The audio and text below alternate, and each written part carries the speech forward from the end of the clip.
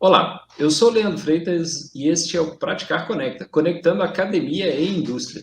Hoje vamos conversar com uma engenheira que fez a vida profissional transformando dados em informação na indústria. Ela começou antes de termos como ciência de dados, data science, analytics virarem modinha. Mas o que faz uma engenheira de dados, de analytics? Bora descobrir.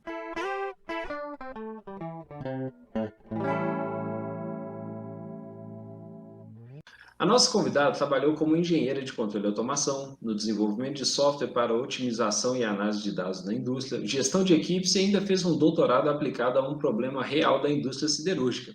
Eu estou aqui com o professor Reginaldo e a estudante Emily para entrevistar a engenheira Ana Gomes. Bem-vinda, Ana.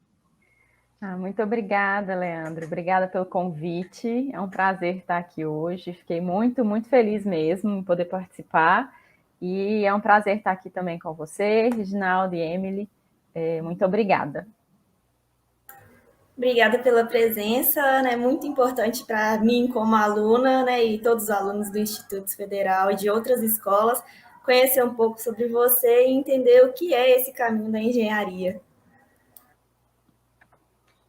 Muito obrigado também, Ana Gomes. Obrigado a você que nos assiste. Vamos começar então com a parte em que a gente conhece as fundações, né, que trouxeram a Ana até aqui. Vamos falar um pouco, vamos ouvir um pouco da Ana a respeito da sua infância, da sua fase educacional, até se tornar a engenheira Ana Gomes. Então, toca a vinheta do Conhecendo a Trilha.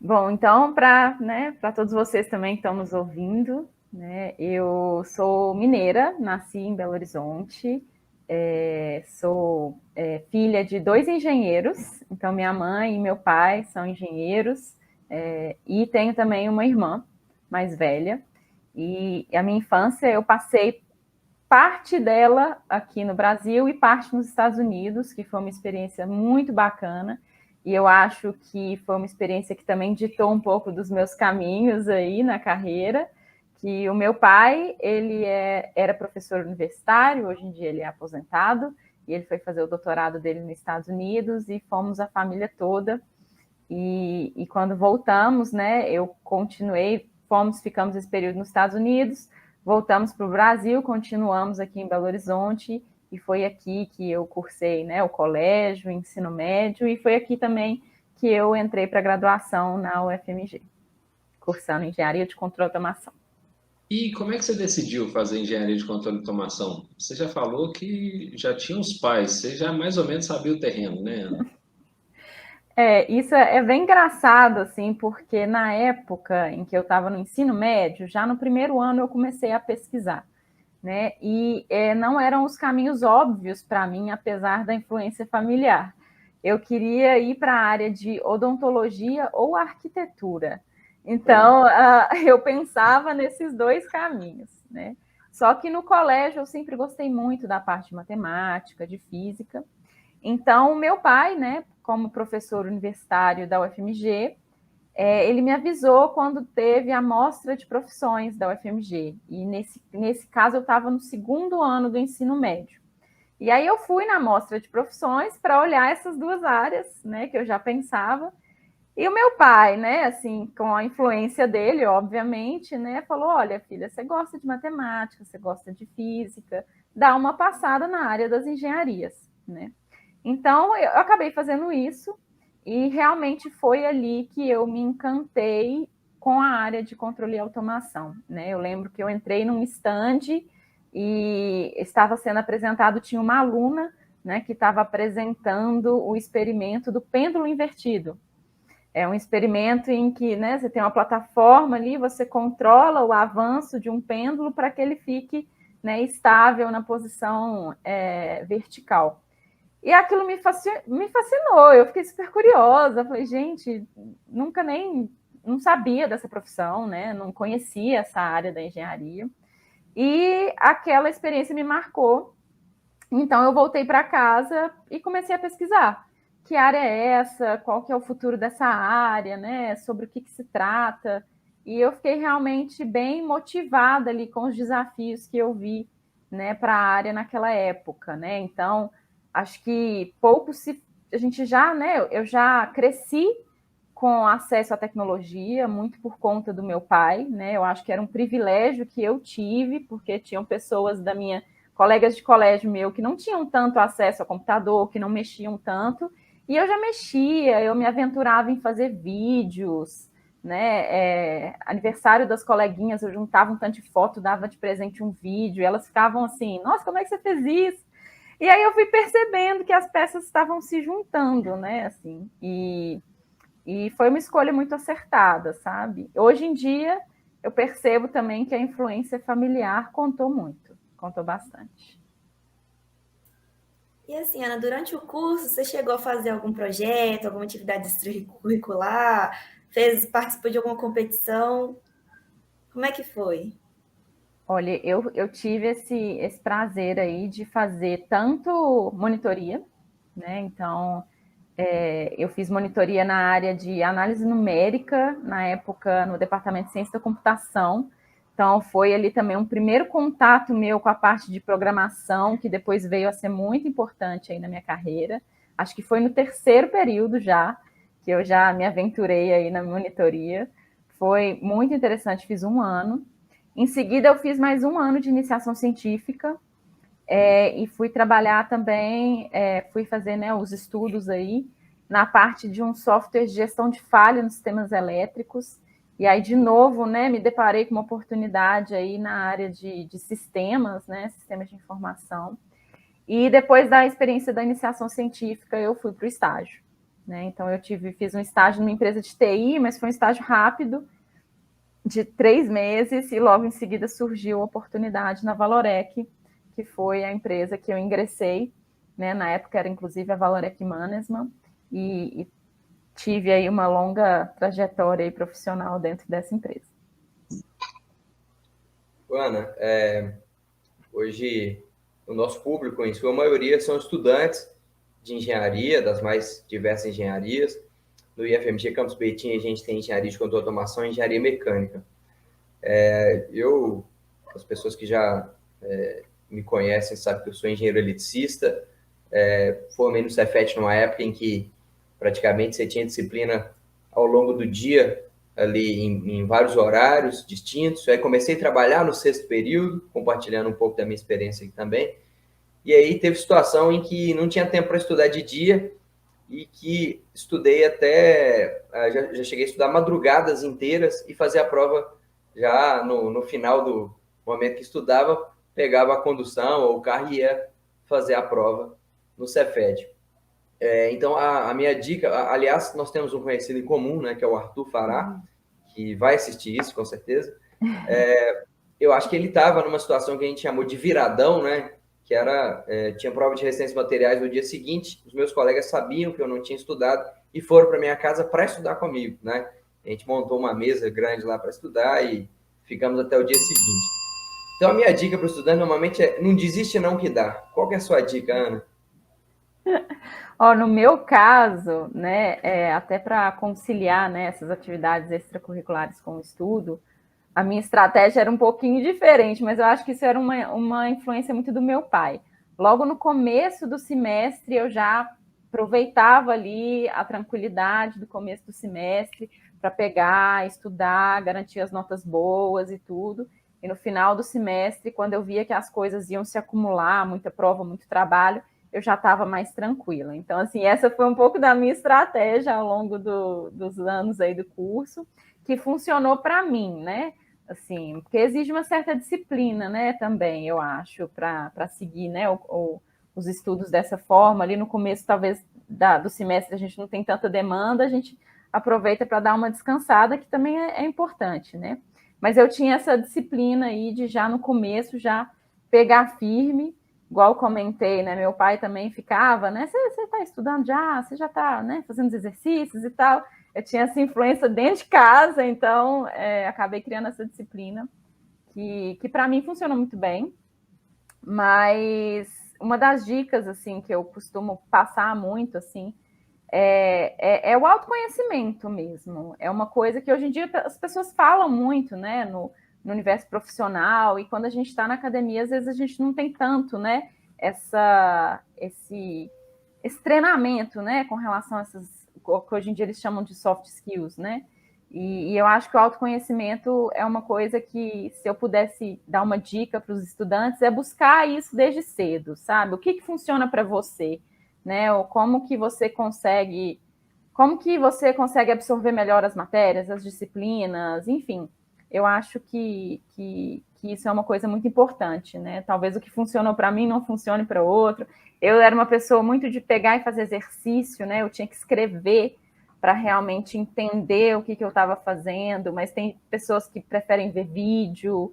Então, eu acho que vale muito a pena explorar esse autoconhecimento, entender o que faz sentido para cada um, os valores, até mesmo para escolher, né, assim, as atividades extracurriculares que vai fazer, escolher os caminhos aí que vai tomar ao longo dessa trajetória.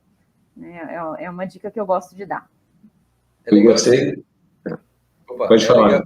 Legal esse comentário da Ana, porque às vezes o estudante, quando ele começa um curso de graduação, ele ainda não tem a maturidade de entender que existem vários modelos mentais, várias capacidades cognitivas que são diferentes, né, para diferentes estudantes. Então, por exemplo, ela falou que precisava fazer o exercício. Eu tão precisava de fazer o exercício e colocar no papel que, às vezes, eu tentava fazer uma lista de exercícios antes de ler o capítulo do livro, né, para ver ali o que eu conseguia extrair só da aula, para depois aí estudava o livro e refazia o exercício ou concluía o exercício que às vezes tinha ficado pela metade. Então, e hoje você tem muito mais recursos, né, Ana? Você tem vídeo, etc e tal. Vai lá, Leandro.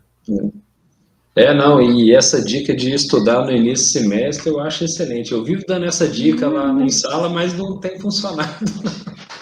Mas é porque a primeira prova geralmente é a que tem menos conteúdo, né, acumulado. Também, né? E é uma estratégia boa mesmo. Mas tem que ter disciplina, eu concordo contigo. E assim, aí você começou a trabalhar na Valorec como estágio, né? Aí depois você foi engenheira de controle e automação por lá também. Você tem como explicar para o pessoal que não sabe bem o que é uma indústria, ou ainda não pisou numa indústria, o que faz um engenheiro de controle e automação no ambiente industrial? Claro.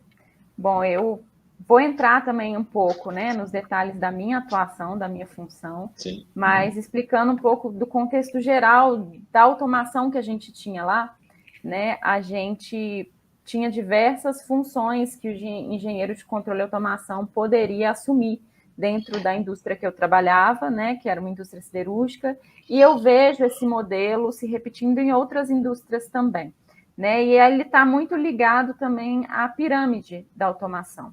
Então, a gente tinha, né, engenheiros de controle e automação atuando tanto na parte de instrumentação, então, olhando para essa questão, né, de manutenção dos instrumentos, calibração dos instrumentos, conectividade dos instrumentos, né, com redes de infraestrutura, né.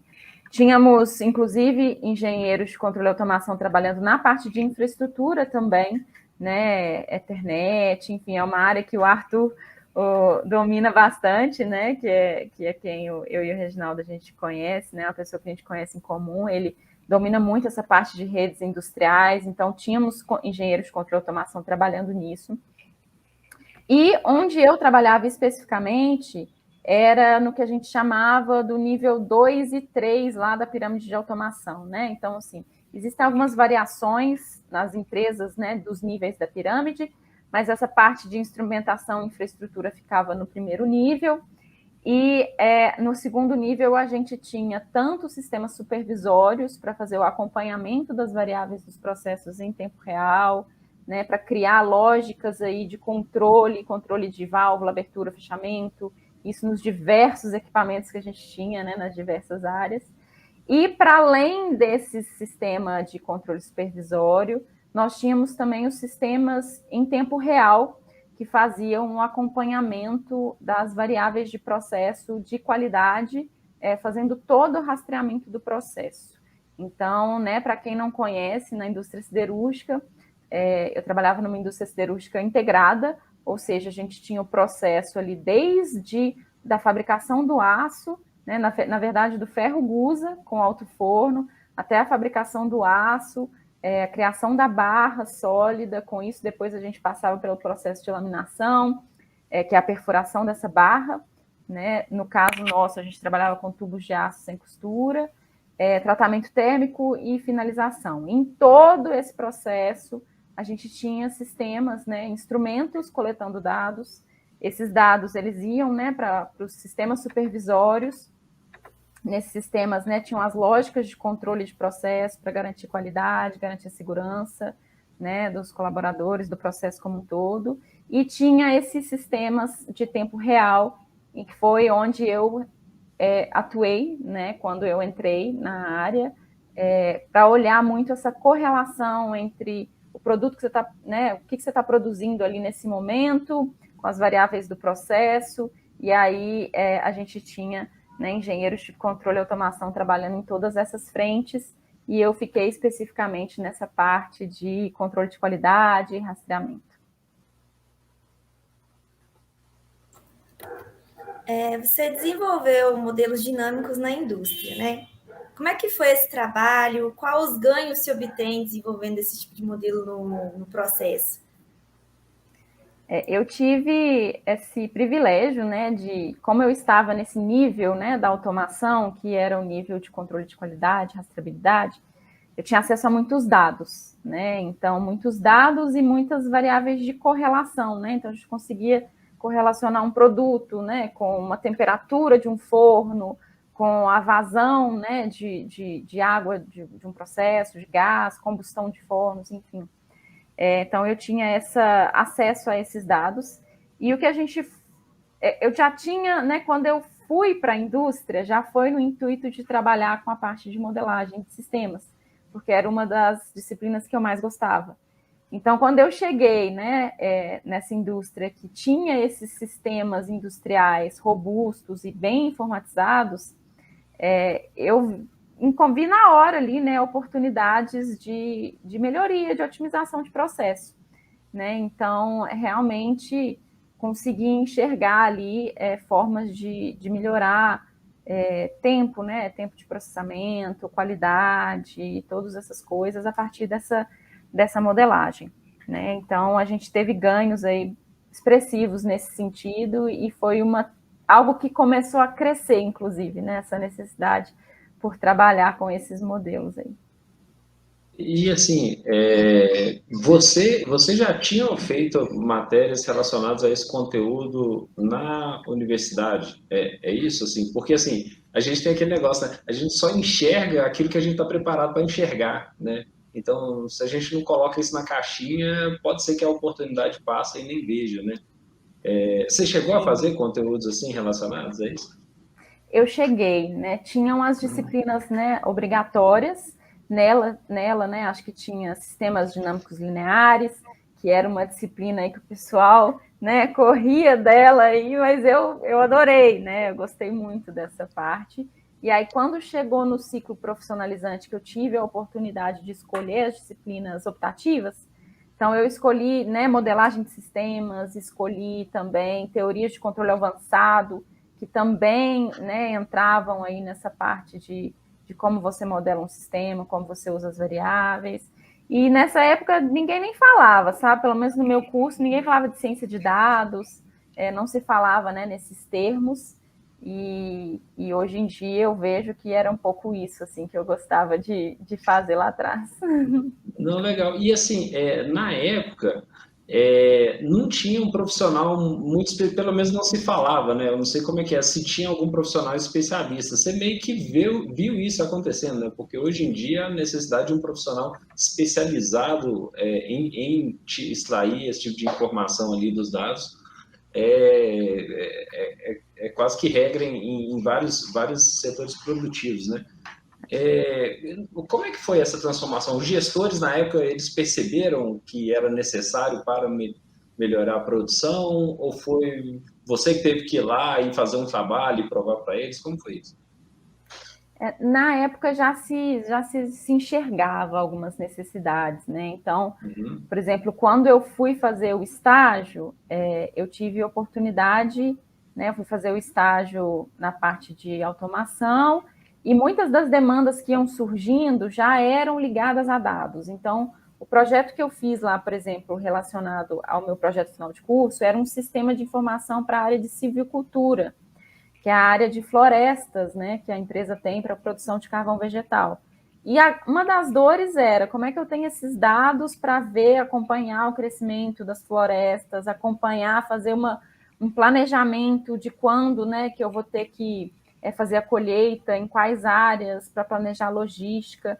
Então, acabava chegando em mim várias necessidades nesse sentido durante o próprio estágio, né?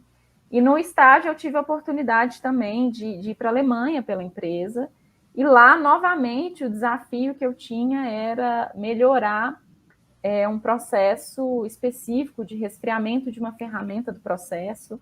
Eles falam, né, é um mandril, e eu tinha eles tinham essa dor, né, que eles precisavam que o mandril atingisse uma temperatura específica pela qualidade do processo, para garantir o tempo de vida do equipamento, e isso já chegou para mim assim como uma necessidade do negócio mesmo. Então, eu acho que essa dor ela já estava presente, né, e por estar num ambiente que tinha muito dado disponível, a gente conseguiu naturalmente, né, linkar as duas frentes, né, e mostrar o benefício de se trabalhar com os dados em cima dessas dores, né. Ana, quando você fala de resfriamento de mandril, né, e aí atrás aí também tratou sobre essa questão de modelamento de processo, como é que você conseguiria explicar isso para um estudante? Quer dizer, ele vê ali numa cadeira de escola, né, do ponto de vista acadêmico, como é que é modelagem de malha de controle, né, e como é que seria, então, modelagem de uma malha de resfriamento de mandril, assim, na prática, né, como é esse trabalho? Esse trabalho, eu costumo falar que foi um dos primeiros, né, assim, que eu fiz logo quando eu entrei, né, logo depois eu fiz no estágio, eu fiz o estudo já, e aí quando eu fui contratada foi para implementar esse modelo, e eu falo até hoje, assim, que foi uma das melhores experiências, né, porque eu colocando tudo que eu vi na faculdade em prática. Então, teve todo um trabalho, primeiro, né, de avaliar os dados, avaliar o processo, né, entender o processo. A partir dos dados que a gente tinha disponível, né, a gente viu que a gente poderia fazer uma fusão, né, e modelar a perda de temperatura do mandril, que é uma peça, né, metálica, a partir de equações termodinâmicas mesmo, termodinâmicas, a gente está falando certo? Termodinâmica, né? E então a gente poderia modelar parte, né, com essas equações que, de novo, a gente vê, né, no ciclo básico, e muitas vezes a gente não dá um valor, né? Então, eu apliquei isso lá, coeficiente de transferência de calor, perda de massas, enfim. E consegui também usar os dados para modelar essa parte de transferência de calor, né? Que, se a gente for pegar realmente as equações, né, exige uma instrumentação muito grande, exigem várias variáveis ali que a gente não tinha no momento. Então, de novo, né, pude aplicar essa parte de dados, fazer correlações, criar uma regressão linear para fazer a descrição, né, de como que a gente usaria o coeficiente de transferência de calor de uma forma simplificada.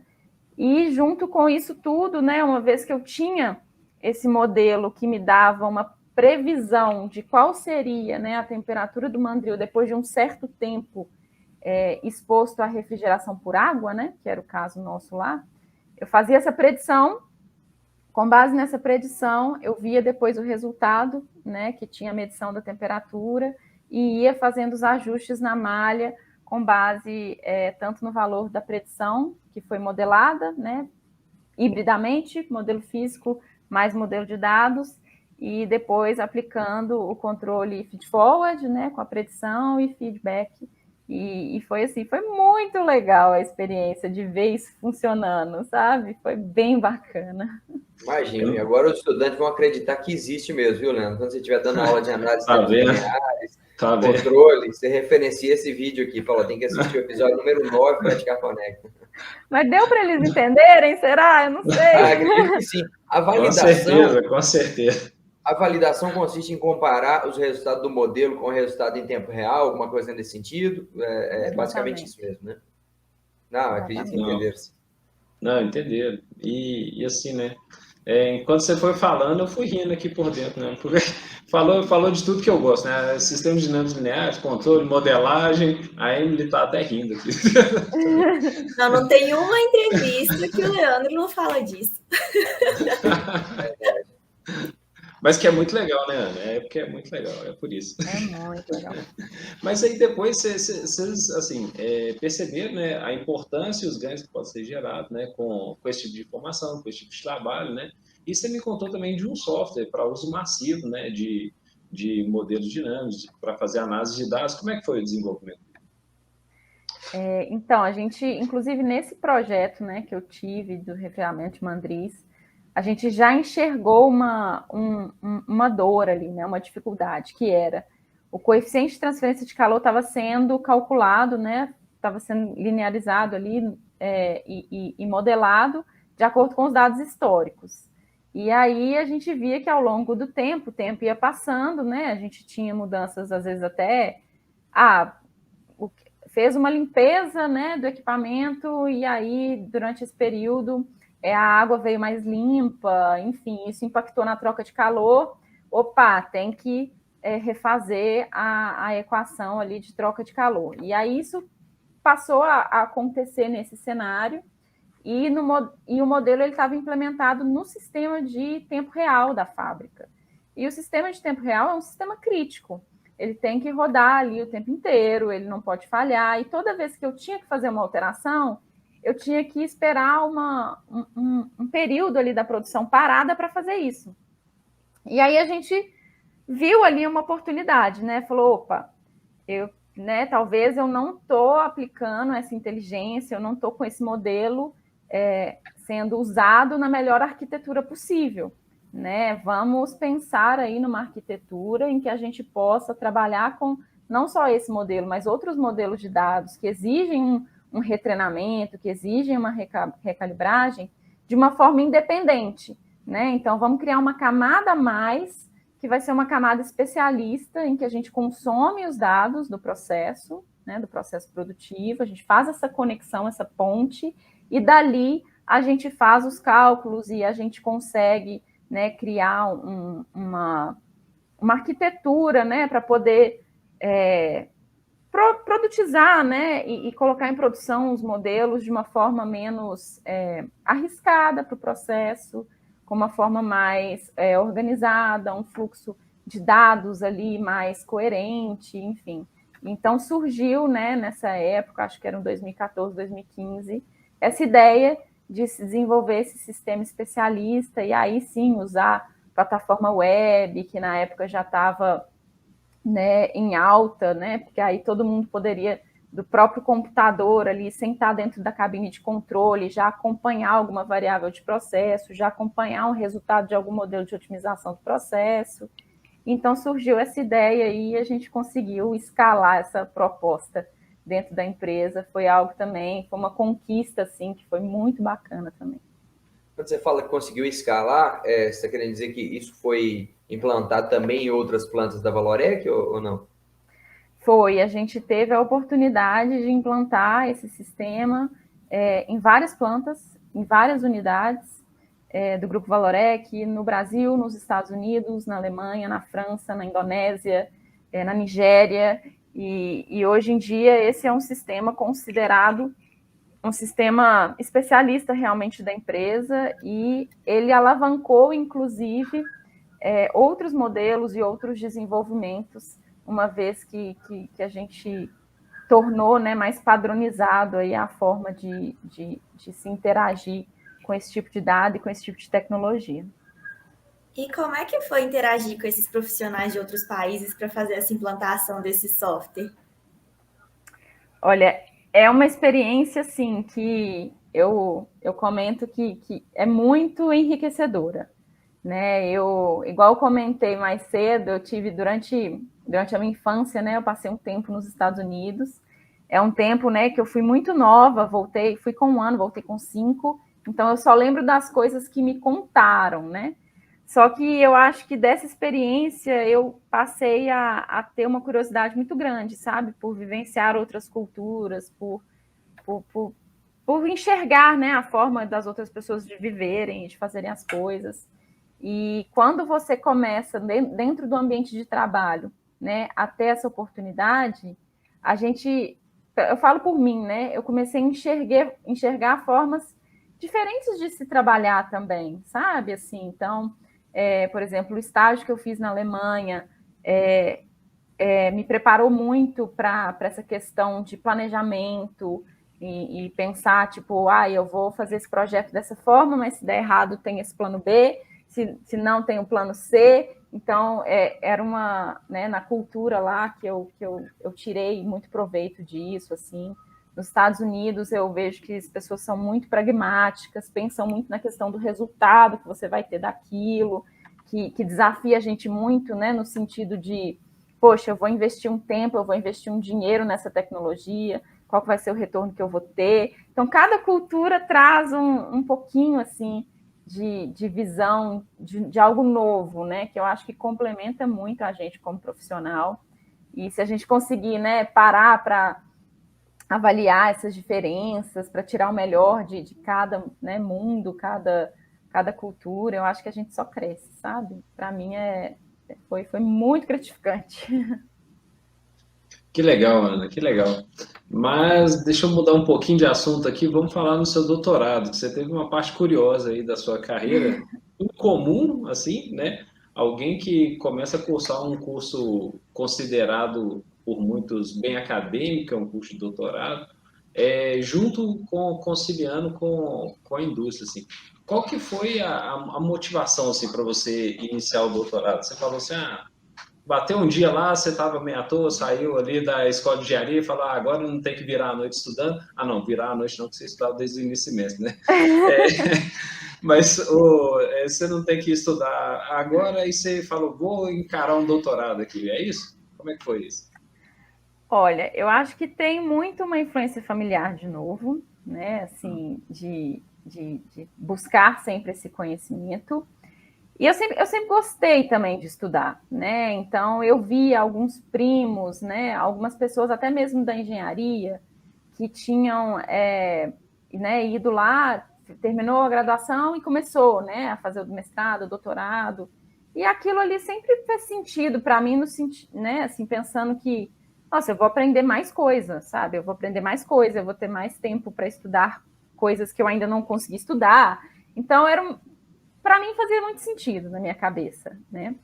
E nessa época que eu fiz o estágio na Alemanha, eu via também o tanto que a nossa educação aqui no Brasil era potente, sabe? Eu fiz estágio com outros estudantes da França, da Alemanha, e assim, eu via que o lado técnico que eu estava levando, a bagagem acadêmica que eu levei para lá junto comigo nessa época de estágio, ela era forte. E aí eu ficava pensando, né? Nossa, gente, então deixa eu continuar aí nessa trilha, porque lá também essa questão do mestrado, doutorado era muito valorizado, e lá as empresas elas iam na universidade pegar os estudantes para trabalhar, né? Então, eu já tinha, né, essa visão, e nesse período lá eu comecei a me questionar, né? Poxa, mas por que no Brasil isso não acontece? Né? A gente tem um ensino tão forte, eu estou vendo tanto que o nosso ensino é bom, né? Eu cheguei aqui super preparada, assim, e o pessoal lá não vai na academia, né? Não vai na universidade para buscar os profissionais, né? Ainda. Isso ainda não acontece, né? Isso acontece aqui.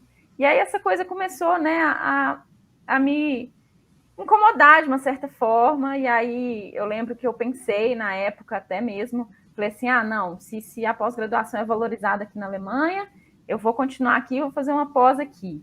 E aí, conversando, né, com um primo meu que estava fazendo pós-graduação, ele estava fazendo doutorado no Canadá, na área de zootecnia. Eu fui trocar uma ideia com ele e tudo, ele falou assim, olha, prima, eu acho que se é isso que você quer, faz muito sentido e tudo, mas no Brasil você vai ter dificuldade de se colocar no mercado, se você continuar aqui só fazendo o mestrado, doutorado, porque eu não estou conseguindo voltar para o Brasil.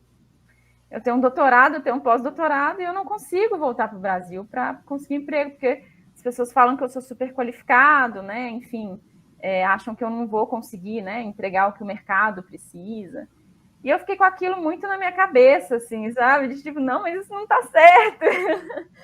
E foi quando, então, eu voltei, né, e já estando empregada aí, né, na Valorec, conversando também com os meus gestores, eles me deram toda a liberdade, né, de ter um tempo ali para estudar, para me dedicar para essa, né, comecei o mestrado, que acabou virando um doutorado, né, então eu não tenho mestrado, eu fiz uma mudança de nível, tive essa oportunidade, foi me dado esse tempo, né, que eu acho que é uma coisa muito valiosa, não são todas as empresas, né, que têm essa visão, não são todos os gestores que têm essa visão, e eu tive esse privilégio, né, de estar num lugar em que foi me dada esse acesso, e eu falei, bom, então eu vou fazer as duas coisas ao mesmo tempo para provar que a gente consegue juntar essas pontas aí e fazer a minha parte nesse caminho, né, sei lá, de tentar mudar isso de alguma forma, né, então vou tentar fazer as duas coisas ao mesmo tempo, porque para mim faz muito sentido a universidade,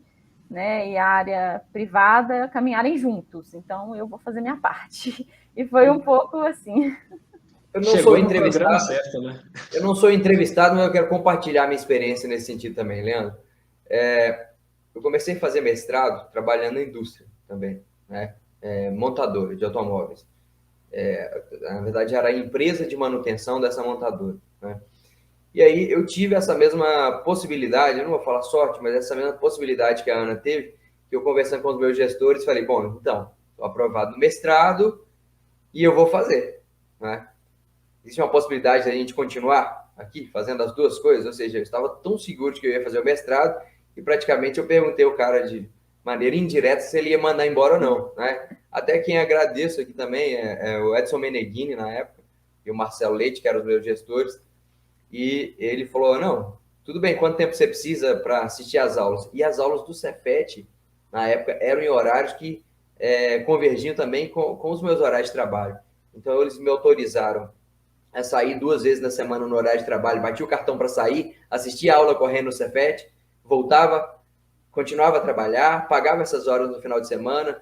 Então, assim, por mais que seja difícil conciliar, eu também testemunho aqui que é possível. E já ouvi coisas estranhas, Ana, também, tipo, colegas de trabalho falando, pô, você está fazendo esse mestrado aí, você acha que alguém aqui vai te valorizar por isso? Que você vai ganhar mais por isso? Ou seja, chega a partir de um certo nível, depois da graduação, que as pessoas começam a te olhar torto por estudar mais, né? Ou seja, infelizmente, uma cultura brasileira mesmo, mas espero que ao longo do tempo isso mude também. E exatamente isso que eu ia destacar aqui na fala da Ana, que eu achei muito legal, assim, eu vou vou estudar mais para aprender mais. É porque, assim, muitas vezes a gente tem aquela visão de jogo da vida, né? Que a gente tá saindo daqui para chegar ali, né? É tipo assim, eu estou fazendo doutorado para virar professor. Não, não, a gente está se capacitando, né? Capacitação. Você vai levar para onde você for, né? Ou que você quer pegar o título e sentar em cima, né? Assim, parece que é um troféu, né? Mas não... E o mercado, às vezes, ainda não entende, né? Assim, que é isso, é um conhecimento a mais, é muito uma visão de método, né, gente? Método é tão importante para tantas coisas dentro de qualquer empresa, né? Você ter uma visão de método científico, né? A gente está vivendo um momento aí que isso é posto tanto em xeque e assim, é tão importante e é um grande, eu falo que é o que eu ganhei de mais valioso, assim, do meu doutorado também, né? Assim, e ninguém tira de mim, né? Conhecimento, ele é nosso, né? Isso é uma coisa que ninguém tira da gente também, né? Então, acho que isso é uma coisa muito importante de enfatizar, né? Cargo, emprego, função, né? Às vezes a gente está numa função num dia, depois não está, mas o conhecimento que você adquirir ele é seu e, enfim, isso é muito, muito rico. E assim, é possível você fazer um doutorado e com ele resolver algum problema que é de interesse da indústria? Eu consegui, né? Assim, eu consegui fazer com que isso acontecesse, mas tive algumas dificuldades, sabe? E são dificuldades em até que que me levam até a querer cada vez mais aproximar a indústria da universidade, né? Eu trabalhei em cima de um projeto que era para a empresa, né? Então, eu peguei um assunto, né, que era uma dor já da empresa, mas o que eu posso falar? Eu não peguei um assunto em que era uma dor imediata, sabe? Eu não peguei um tema que já precisava de um resultado financeiro imediato, porque eu sabia que se eu tivesse escolhido algo nesse sentido, eu não ia ter tido o tempo necessário para pesquisar, né? Para aplicar um método ali, para pensar em algo novo, né? Então, assim, eu acho que é possível conciliar, mas eu sempre... É muito possível conciliar, né? Mas eu sempre falo com o pessoal, né? Muitas pessoas me perguntam, tipo, o que você indica para eu fazer e tudo. Eu falo, olha, pegue um assunto em que a empresa... Você sabe que a dor existe e você sabe que, assim, daqui a 2, 3 anos aquilo ali vai ficar urgente.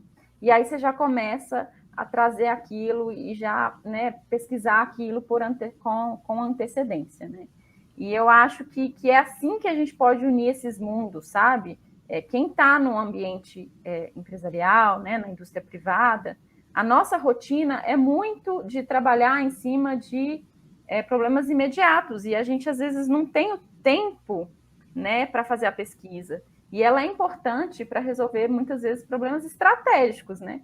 E aí é aí que entra, né, a parceria. Então, assim, às vezes você não vai ter um time ali no trabalho, né, que você vai poder mobilizar para ficar um tempo pesquisando. Então, poxa, vamos trazer alguém, né, da academia que vai ter esse tempo, que vai ter essa metodologia. Então, acho que o tempo, né, de cada ambiente é diferente, né? O tempo, a urgência das coisas em cada cenário é diferente. E você se atentando a isso na hora de escolher o problema, eu acho que dá para casar muito bem, assim, as iniciativas. Não sei se eu consegui me deixar, né? Não sei se ficou claro. Não, tá muito ótimo. claro. Ficou bastante claro, assim, só que o que acontece com a gente, assim, pelo menos a gente que está desse lado de cá do muro, que a gente espera que não seja muro mais, né, que seja uma porta, que às vezes, assim, para a gente propor algo, a gente também tem que conhecer bem o problema, conhecer bem as dores e também uma visão estratégica ali para onde o que ela pode impactar ali no setor produtivo, assim. E a gente já tivemos aqui, pelo menos no IFMG, algumas atividades conciliando com a indústria, prospecções, etc. Mas muitas das ações que a gente vê são ações de pessoas assim, como você, né, que enxergou esses dois mundos, que foi lá e colocou os pés nos dois mundos a despeito de outras coisas. Aí minha pergunta aqui é o seguinte, assim, você que já conheceu outros lugares também, como o pessoal faz isso, você vê no Brasil assim um cenário favorável a esse tipo de troca, assim, um cenário favorável que eu falo de forma mais sistemática, né? Não depender de pequenas ações, não pequenas ações, né? Mas ações individuais ali muito exitosas, mas que ainda são individuais, né? Essa troca sistemática, assim, da indústria fomentando temas, porque a academia também não conhece com profundidade a indústria, né? Assim, pelo menos os problemas estratégicos, né? Temas assim que podem ser levados ao trabalho de mestrado, doutorado. Você vê esse cenário possível aqui no Brasil? Eu sou uma pessoa naturalmente otimista, tá, Leandro? Então, assim, Excelente. eu sempre enxergo, né, o copo sempre cheio, né? Como é que fala? O copo mais cheio que vazio? Meio cheio. E teve uma vez que eu participei de um congresso de pesquisa operacional, que eu lembro que para a abertura do congresso, foi o subsecretário de Inovação e Tecnologia do governo, e eu lembro que ele mostrou um gráfico, né, em que os países que mais inovam, né, os países que sei lá, estão com maior índice de inovação, e aí, né, peço desculpas, eu não lembro mais como que era esse cálculo do índice de inovação, o que levava em consideração, não vou lembrar agora, mas eram dados, né, realmente assim, governamentais, e esses países eram, de fato, os países em que havia esse investimento, né, da iniciativa privada nas universidades, né, na área pública. Estados Unidos, entre outros países, né? Então, de novo, né, depois desse dia, eu acredito muito em fatos, dados, né? Tem que acreditar, né? Senão não estaria na área que eu estou. E depois desse dia, eu pensei, poxa, vai chegar um momento em que a gente vai chegar num limite ali, né, da necessidade de inovação, seja por, não sei, vai chegar um momento, né, que a gente vai precisar dessa inovação e a gente vai precisar dessa parceria. Então, eu acredito que esse momento vai chegar, mas eu acho que é necessário um subsídio também, sabe? Assim, um apoio do tipo, um incentivo fiscal, não sei, né? Nunca parei para estudar, mas esse tipo de questão. Mas hoje em dia a gente vê, por exemplo... Ixi, gente, mexeu a câmera. Mas a gente vê a questão de lei do bem, por exemplo, que já está aproximando um pouco mais as empresas, né, de iniciativas de inovação, e então puxando essas iniciativas de inovação, né, em algum momento eles vão perceber, né, que, poxa, você precisa de um suporte a mais, e eu acho que esses incentivos, né, a lei do bem e outras coisas que eu acho que precisam ser criadas, vão fazer com que a gente tenha um futuro promissor aí nessa área, eu realmente espero, e tenho esperança disso aí. Tomara, eu também espero, viu, Ana? E porque os mestrados e doutorados que eu já vi usando temas de indústria mesmo, poderia citar dois, um de mestrado, que é a dissertação do Renato Barreto, na época Fiat Powertrain, que era análise de vibração do câmbio, desenvolveram lá um método de diagnóstico de defeito do câmbio. Então, tinha um sistema que emulava as trocas de marcha, e aí, por análise de vibração e de ruído, né, ele conseguia detectar lá, olha, esse câmbio está defeituoso na troca da primeira para a segunda marcha, né? Estou contando os exemplos aqui só para quem está assistindo saber que existe mesmo, não é só historinha. No nível de doutorado, por exemplo, você tem a tese do Armando Souza Guedes, que foi até professor substituto também no nosso campus. Ele é da indústria de petróleo, ele desenvolveu uma tese na área de detecção preditiva de falha em motor de indução trifásico, né? Não invasivo. Então, colocava lá um sensor não invasivo e detectava por medição eletromagnética se alguma coisa estava acontecendo em termos de contaminação por óleo, por água. Então, tá vendo? Existe realmente e a gente espera que aumente, né, Ana, com o tempo isso aí. Mas a ponderação que eu ia fazer é que são pessoas que já estavam lá, né? Então, não é uma troca exatamente entre indústria e academia, porque o cara já estava empregado, né? Então, que mostra que não é simples. Mudando um pouco de assunto, você sai da siderurgia e vai para agropecuária. O que engenheiro de dados faz na indústria agropecuária, né? Que é aliás, eu não posso usar o termo indústria agropecuária, né? Acredito que é só agropecuária. Precuária, não. Então, tem que cortar isso tudo. Pode deixar, viu, Emily? Tudo errado para as pessoas verem que a gente erra mesmo e não tem problema. Então, o que o cientista de dados, né, ou engenheiro de dados, faz no setor de agropecuária, agora sim?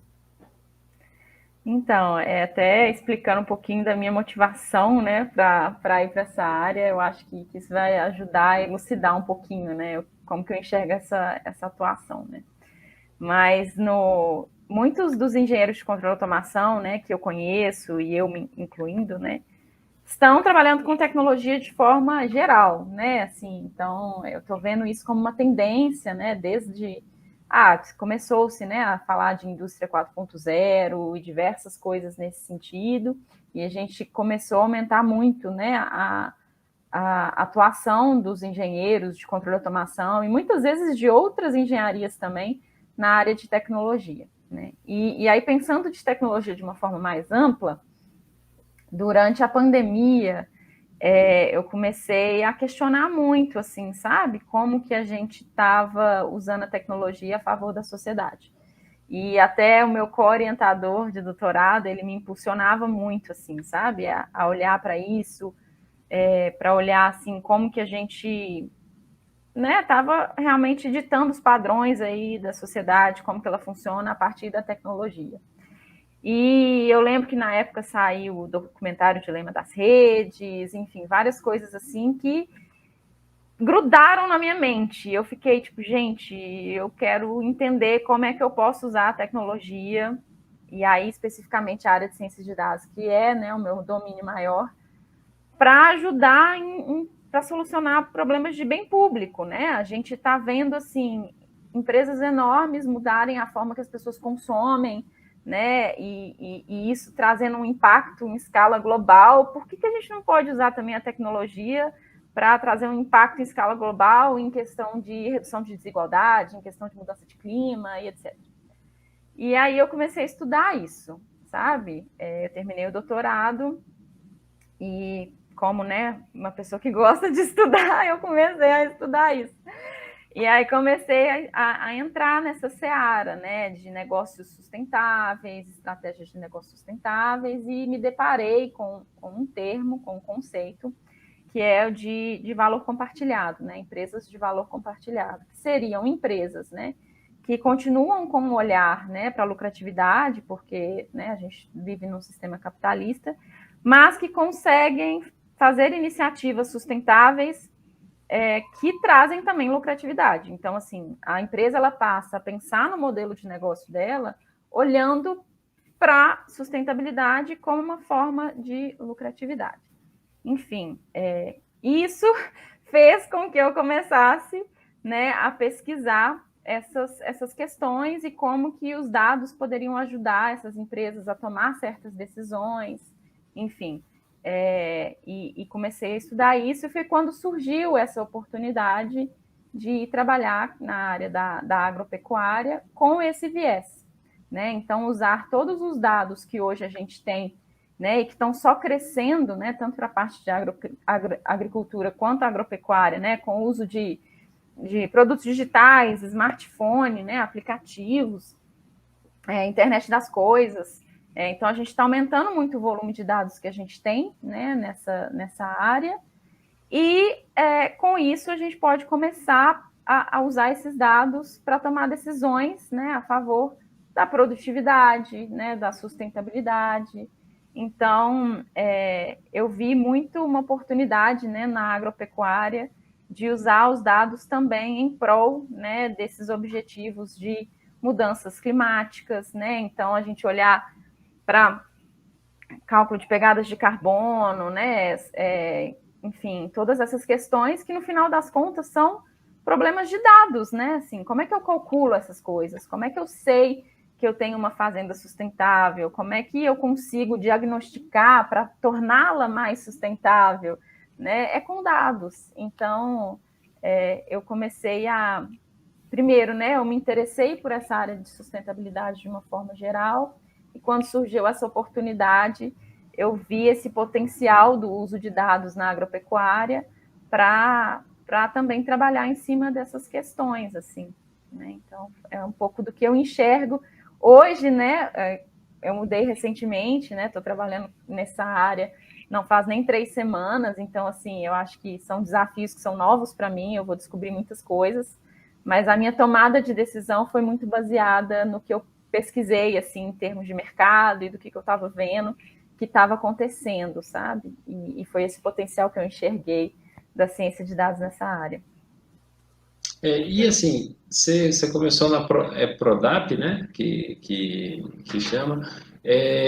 Você chegou, você tem 3 semanas, né? Então tá chegando ainda, mas você chegou para já tinha um time que tratava de dados, ou você chegou para implantar um time? O que você faz?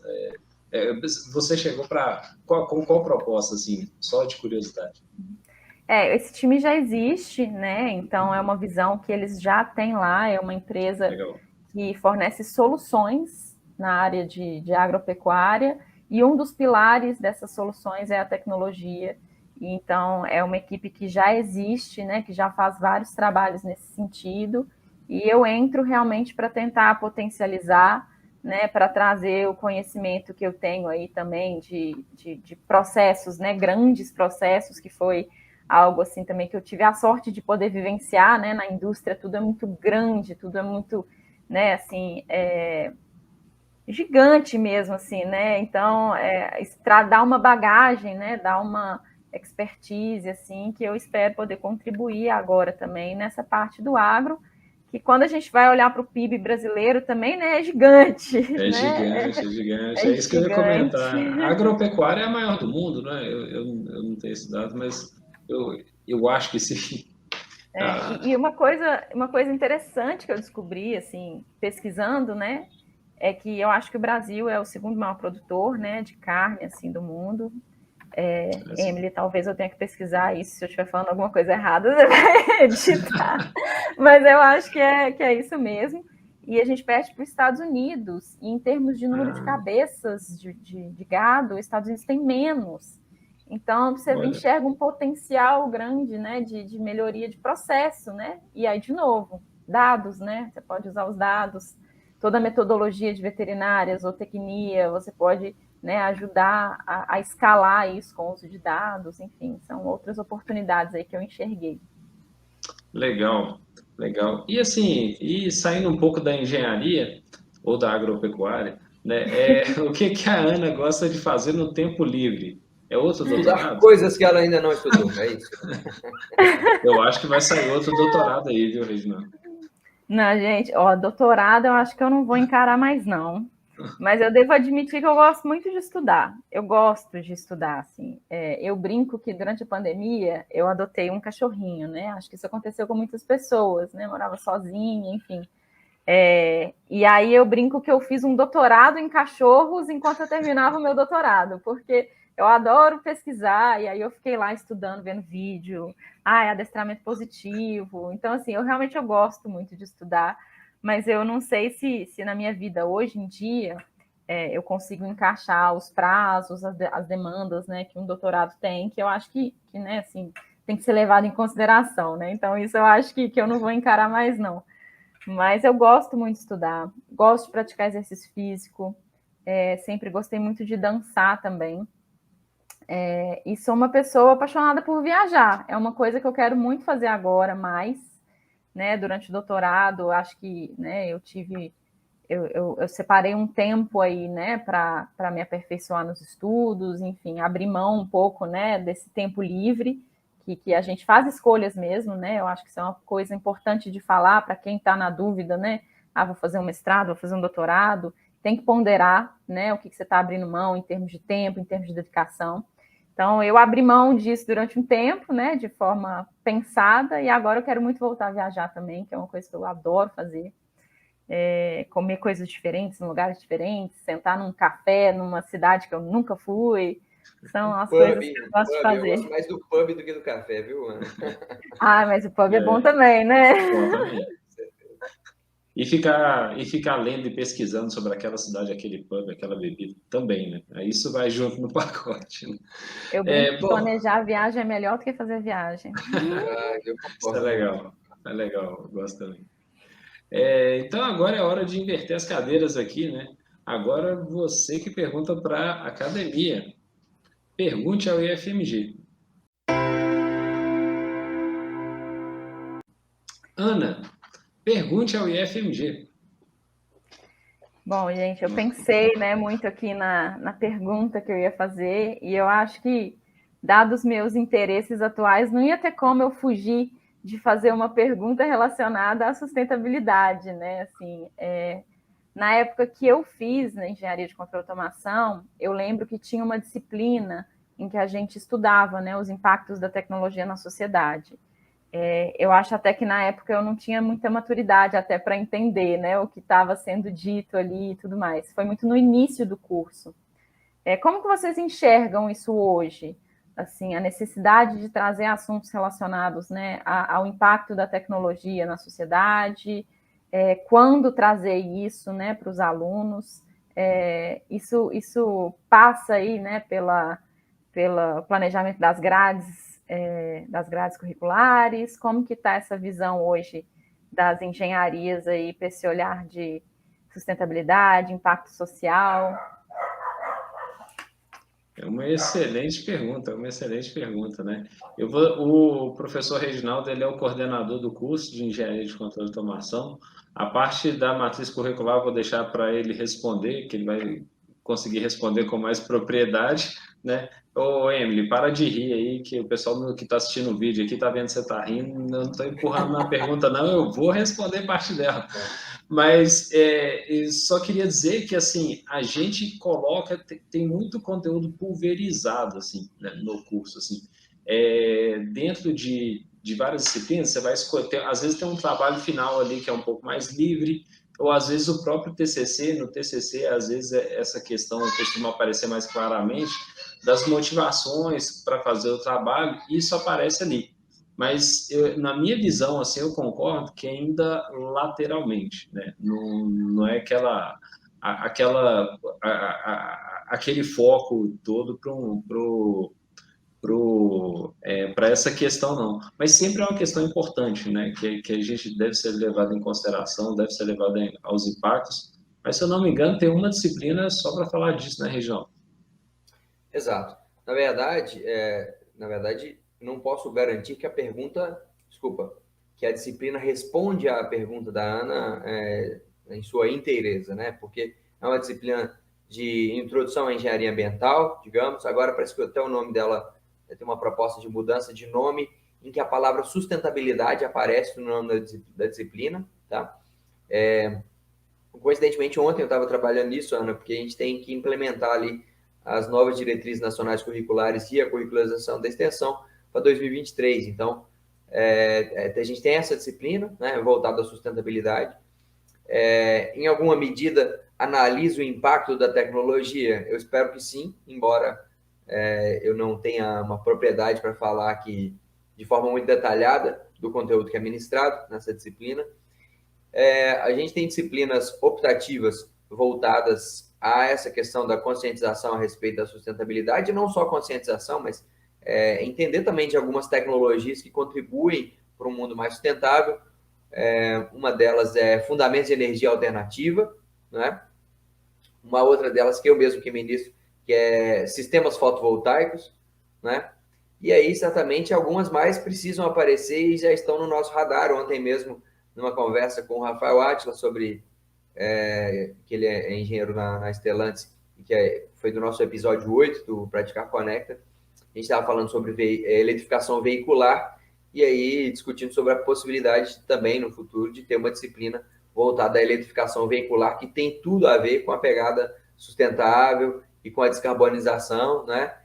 E, para finalizar minha resposta, a gente também tenta trabalhar isso de forma transversal com os estudantes, né? Quer dizer, eu não preciso ter necessariamente a disciplina para abordar o tema. Então, alguns dos nossos estudantes escolhem projetos finais de curso que vão nessa direção de resolver um problema que a sociedade tenha, para tornar alguma coisa que já existe mais sustentável, ou para desenvolver alguma coisa que reaproveite água, que recicle lixo, enfim, o termo sustentabilidade está efetivamente nos nossos cursos, não só como uma palavra mesmo, mas como uma ação realmente. Então vamos às perguntas rápidas. Bacana. Ana, perguntas rápidas aqui. Um conhecimento técnico, uma hard skill, assim, que vale a pena aprender. Controle de versão de códigos. Muito bom. E uma soft skill que considera essencial. Eu falei dela já, autoconhecimento. Autoconhecimento, vai ter que falar outra. Deixa eu pensar aqui. Eu ia falar inteligência emocional, mas entra muito nessa questão, né? Eu acho que resiliência é importante também. Eita, desiste não, galera. Vai lá. Resiliência é importante, assim. Essencial. O mochilão pela Europa ou você prefere buscar a paz interior na Índia? Mochilão pela Europa.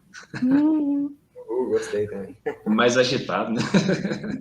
A paz a gente já, né? A gente trabalha em casa também. E um prato exótico? Olha, eu acho que o mais exótico que eu já provei foi ostra, esse ano. Olha, Não acho que é tão exótico assim, né? Eu não acho que é tão ostra. exótico, talvez, mas para mim foi uma experiência única, em todos os sentidos da palavra. Jamais comerei. Passei mal pra caramba depois, então. Mas também, né, eu fiz daquele jeitinho que não se deve fazer, né? Na praia, aquele moço que passa com a ostra lá no sol quente, meio-dia, né?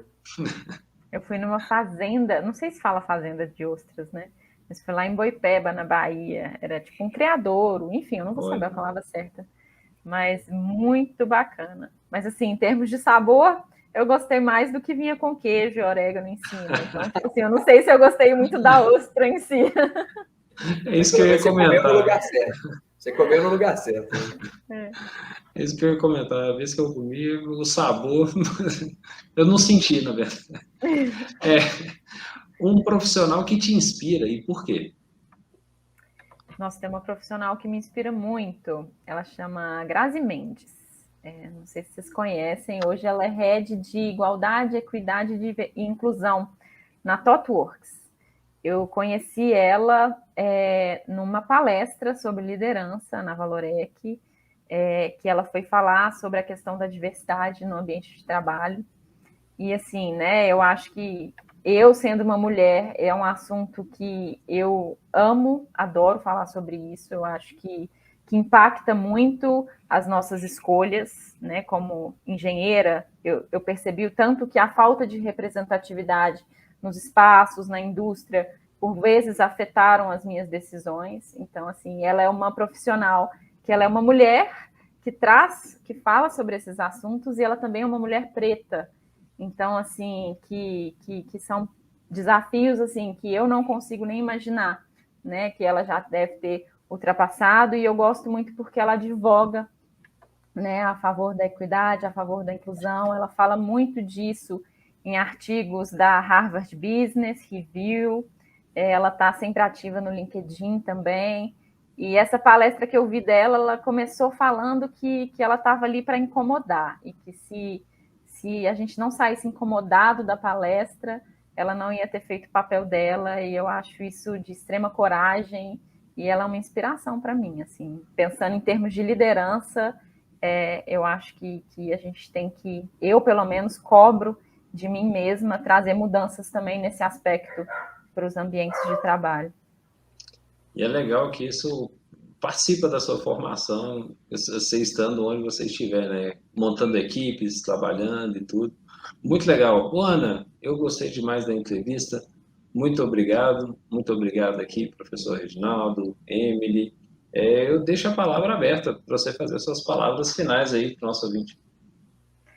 Bom, eu agradeço muito também o convite, né? Eu espero ter contribuído, né? Espero que para quem vai escutar, né, a gente ver aí o vídeo, que eu tenha, né, colaborado, que alguma informação tenha, né, sido relevante, que ajude em algum contexto, que deixe mais claro aí as perspectivas, né, que os alunos podem ter, né, tanto na indústria quanto na área de ciência de dados. Fiquei muito feliz de participar mesmo. Como eu comentei, né, mais cedo, quando a gente estava se preparando aí para o vídeo, para mim assim, é um dever, quase que um dever, assim, ter que, né, devolver assim, o que eu recebi da universidade, né? Eu tive esse privilégio, né, de cursar a universidade pública. Enfim, eu acho que é o meu dever devolver, retribuir. Então, eu realmente espero ter conseguido fazer isso. Gostaria de fazer isso mais, muito mais, né? Acho que vocês devem ter percebido aqui que é uma motivação minha pessoal, e eu realmente gostaria de fazer isso mais e cada vez mais. Então, obrigada pelo convite. Muito obrigada mesmo. Valeu, muito obrigado. Muito obrigado, gente. E até a Valeu, próxima. tchau. Obrigada, gente. Tchau. Tchau, tchau.